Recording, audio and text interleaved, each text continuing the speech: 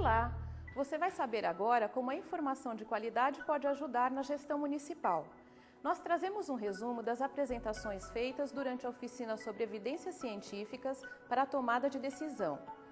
O que vamos acompanhar neste programa é um exemplo de problema vivido por um secretário de saúde, explorando possíveis soluções.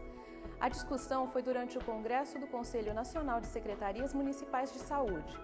Jorge é secretário de saúde do município de Piripiri, no Piauí. Ele conta que lá a mortalidade infantil não tem diminuído como outros indicadores. Esses óbitos muitas vezes têm relação com problemas mais comuns na gravidez. A hipertensão arterial é um deles e pode levar à morte da mãe e até do bebê. Eu quero uma intervenção que tenha impacto no âmbito da atenção básica. E aí, qual seria uma possibilidade para que eu enfrentasse esse problema a partir da atenção básica? Isso é uma pergunta que vem martelando minha cabeça. Fica a pergunta: será que existe algo que pode ser feito na atenção básica para resolver o problema do Jorge? A dúvida do Jorge é a mesma de outros secretários municipais de saúde. A questão é que a redução da mortalidade infantil tem tido sucesso em diversas regiões do país nos últimos anos. Porém, o óbito perinatal, seja o neonatal precoce e o fetal, não teve a mesma redução e tornou-se o principal componente da mortalidade infantil no município de Piripiri. Será que existe alguma ação baseada em evidências que possa resolver esse problema? Evidências? Mas o que são evidências? É uma maneira de documentar, só que você tem a maioria dos elementos, de documentar um processo ou um resultado, okay, que acontece sobre um problema específico. E o primeiro tipo de evidência que geralmente nós vamos usar em definir um problema é evidência epidemiológica de vigilância para definir o problema. Muito bem, como o Ives diz, evidência científica significa as diversas formas de se documentar o processo e o resultado encontrado sobre um problema específico, que contribui na tomada de decisão. Mas essa visão da gestão com base em evidências exige também algumas mudanças mais amplas para que as decisões não sejam tomadas com base em opiniões gerais. E isso não significa ignorar o conhecimento que as pessoas já possuem, mas é preciso reconhecer esse valor e permitir que as pessoas se desenvolvam e que todos tenham acesso ao conhecimento produzido. Tudo bem, só que mesmo concordando com essa ideia de organização aprendiz, o secretário de saúde ainda não está tranquilo. E o meu problema continua lá. Tá? Ótimo, né? Eu entendi bem o que o Ivo falou e acho até que ele tem muita razão nessa história de promover mudanças organizacionais que são necessárias. Mas eu tenho um problema a resolver hoje. E aí eu quero saber, né, o que é que eu vou fazer hoje, agora? Primeiro, Jorge, eu acho que vale a pena entender um pouco sobre o processo de tomar de decisão em si, para a partir do momento que você compreender, ou fazer uma primeira aproximação desse entendimento, você vê onde pode ser incutido ou incorporado as evidências científicas. Então, as etapas da formulação de políticas ou tomadas de decisão são três. A primeira é, diante de uma gama de problemas e de situações que cada um de vocês, gestores, servidores públicos, vivem no dia a dia, quais que entrarão para a agenda de governo e quais que não entrarão? Então, o primeiro elemento a ser considerado. Dos que entrarem, que são poucos que entram para a agenda de governo, como que o gestor, o tomador de decisão, local, estadual ou federal, vai realmente desenvolver essa política ou vai desenvolver os programas para resolver o problema do Jorge, pré-eclâmpsia e eclâmpsia no município dele.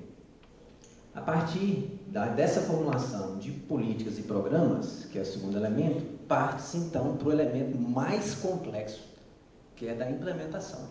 A agenda de decisão, para que, além de estar na esfera do governo, passe para a esfera de decisão, os três elementos têm que existir. Tem que ser um problema consolidado e bem identificado, tem que ter soluções e tem que ter a vontade política. Certo, com o problema bem estruturado, fica bem mais fácil encontrar respostas. Esse é o ponto de partida, mas em seguida... E a gente vai tentar resolver o problema entendendo 3 componentes. O governo, a estrutura de governo, ou da organização, como o Ivo colocou, ou do serviço de saúde. Então a gente coloca eles como instituições. Depois, interesses.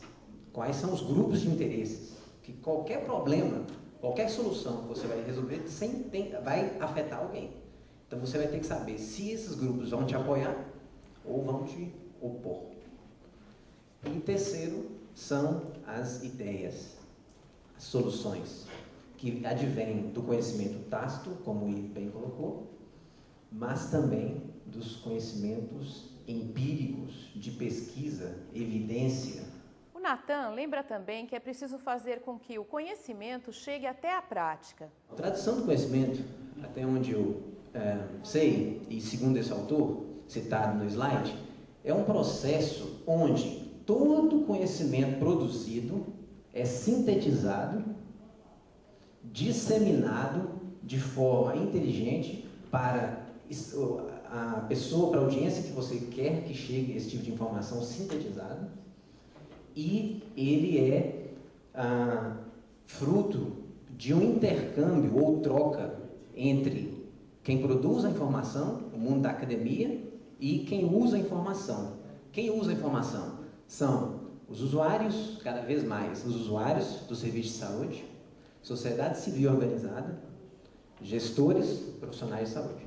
Esses são os usuários da informação contida lá na Bireme, que a Verônica vai falar, e também da síntese. Então, este é o mundo da tradução do conhecimento. Aqui, pessoal, é o ciclo completo da tradução do conhecimento de forma integrada, que eu tinha falado anteriormente, e que, como você vê no topo do triângulo, a criação do conhecimento, existe um processo de afunilamento, porque existe tanta evidência lá que é preciso fazer uma síntese, e essa síntese é feita de forma mais confiável através da produções de revisões sistemáticas, e atualmente as pessoas que estão se debruçando na ciência de tradução do conhecimento estão indo além da produção e disseminação das revisões sistemáticas. Eles estão indo para um modelo mais sintético de pegar todas as revisões sistemáticas sobre como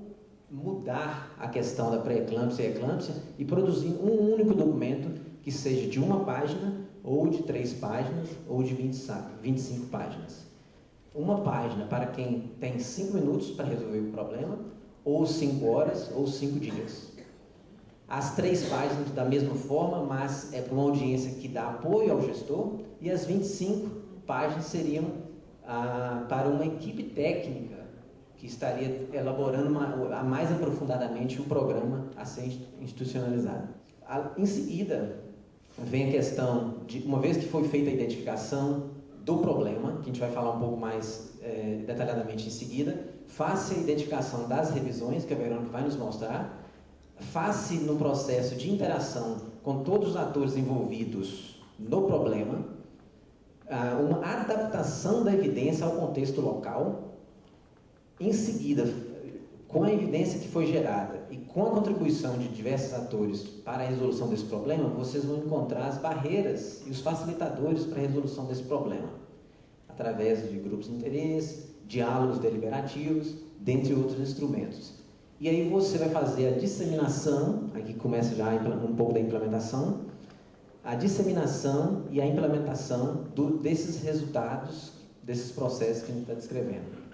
E aí começa a partir da implementação, monitoramento e avaliação desses processos. O mais importante nesse ciclo é a identificação do problema, que precisa estar bem claro. Depois é preciso ver as políticas para tratar e resolver a situação. As evidências científicas podem ser usadas em cada etapa. Veja os exemplos do Natan. Então, por exemplo, se você decide colocar o problema como... Aí pensa comigo aqui em 3 grandes vertentes em sistemas de saúde. Um problema de gestão, onde autoridades políticas definem as coisas de forma centralizada ou descentralizada, autoridades comerciais definem quem vende e quem compra produtos em saúde, assim por diante. Ou um segundo eixo que é o do financiamento.